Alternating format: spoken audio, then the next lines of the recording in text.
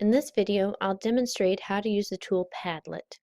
It is a great creation and collaboration tool. You can use it to create a class blog, a thinking map. If you have students who are listening to a musical piece or viewing an art piece, they can critique or share what they're experiencing at that time. You can use this for collaborative note-taking, curriculum planning. It could be a depository for your research, or you could use this as lesson plans for a substitute. As you can see on the screen, this gentleman is using it for a workout diary. The possibilities are endless. Now, we could click on the pink Create a Padlet button, but without creating an account, we can't save that Padlet. So let's go ahead and click Log In. And you can log in with Google or Facebook or create it from an account from scratch. I'm going to log in with my Google account, and it takes me to my dashboard. In the upper left hand corner, if you click on the premium button, there are paid subscriptions, and you can do it for schools, for businesses, or individuals. If you click on the Learn More button, it will tell you the pricing and what some of the paid features are, how it differs from the free account. So let's go back to the Home button, go back to our dashboard, and as you can see on the left-hand side, if I click on Padlets, I haven't created, shared, or contributed one. I do not have any activity. There's no file attachments because I haven't created a Padlet. And if I click on my Settings button, you can see where you can browse for an avatar image. It will have you fill out the About Me box. Remember, it has to be 140 characters or less. You pick your English and you select the box if you're a teacher or not. And you can also change your password from here as well. So let's get started creating a Padlet.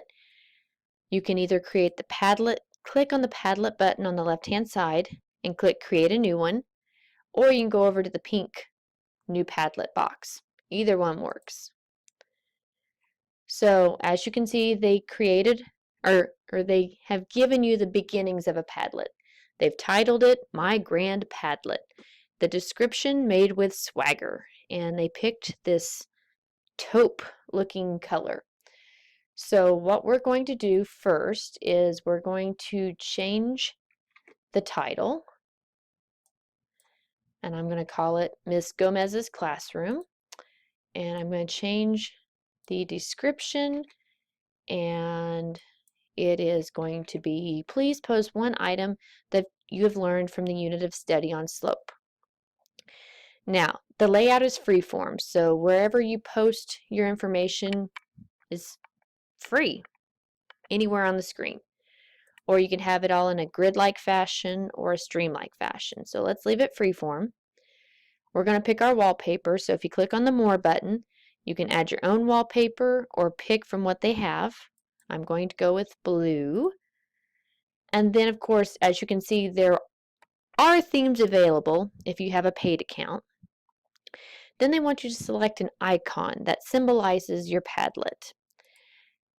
There is no math icon, so I can either add my own, but I think since I'm calling this a classroom, I'm going to select the apple.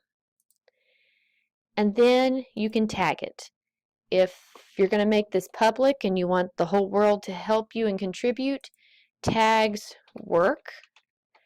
But since I'm going to use this as a classroom and use my students and privacy issues, I can still add tags, but because it's a private Padlet, the tag shouldn't work because no one should be searching for it. And down here is the URL that you're going to provide your students. That is a lot of letters and numbers, so you can change part of it, and I'm going to call it slope.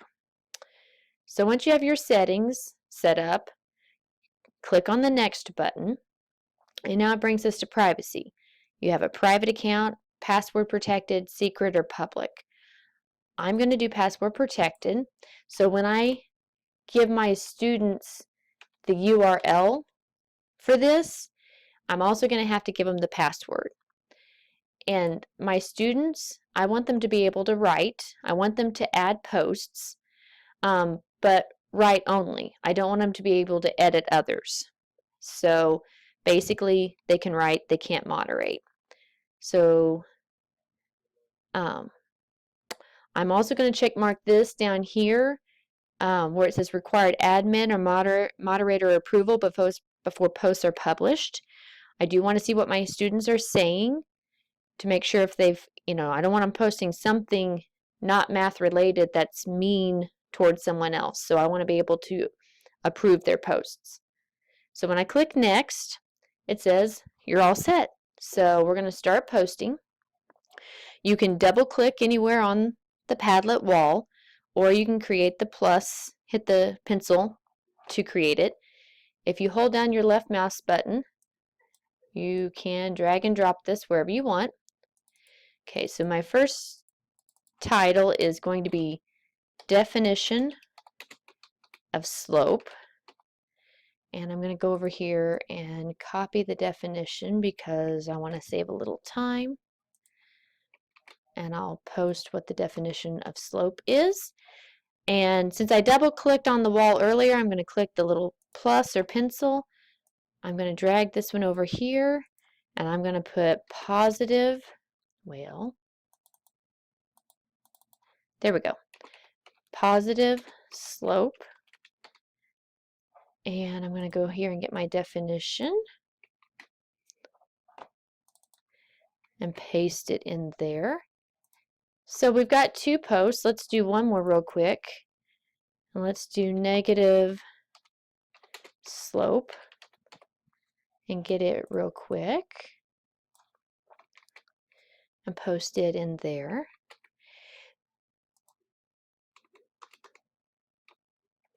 Now, if I hover over, I can delete or I can edit. If I'm going to edit this, I can highlight that and it brings up a little text editor line for bold, italic, all of that. But I'm going to edit this one again because you see these icons down below. You can't click on an individual icon, you just click on that row in general. And it brings up where you can add a link from the web. You can upload any kind of file, photo, video, audio, document, or take a photo. And you can see my webcam popped up. So I could take a webcam shot of me. I'm going to close that out. I'm going to upload is what I'm going to do. And I'm going to choose a file. I'm going to pick slope because I took a picture earlier. Or I saved a picture and it says, does it look good? I think so. So I'll click OK. And I'll wait for them to add that. And there you go. So now I have text, definition of slope, and I have an image to go with it. On this one, if I edit it, again, if I had an audio or video, I could upload with that particular text of positive slope. Now, you saw what I did earlier. Don't click on the edit button. Just click on this in general, and it brings up a box that asks me if I want to flag it, and that didn't happen. I think my computer's being a little slow today. When you single click, it brings up a box for you to flag and let the Padlet company know that maybe that's something that shouldn't be, that's not appropriate, shouldn't be there. And so you flag it, let them know, and I guess they can then remove it. But that is another option. One last thing before we conclude our video is inserting math symbols, math equations.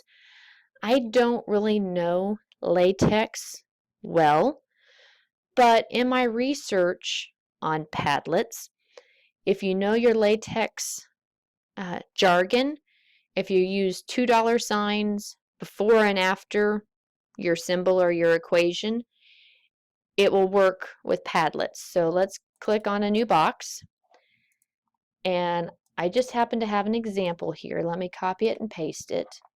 And I'm not going to title it. I'm just going to paste that in there. So what I'm trying to do is a fraction a divided by x, the whole thing squared. Again, I had to look this up because I don't know LaTeX well. But they say if you use $2 signs before and 2 after, it should work. So I'm going to click outside this box, and there's my math equation. So math, you can actually put a math formula or an equation into your Padlet classroom.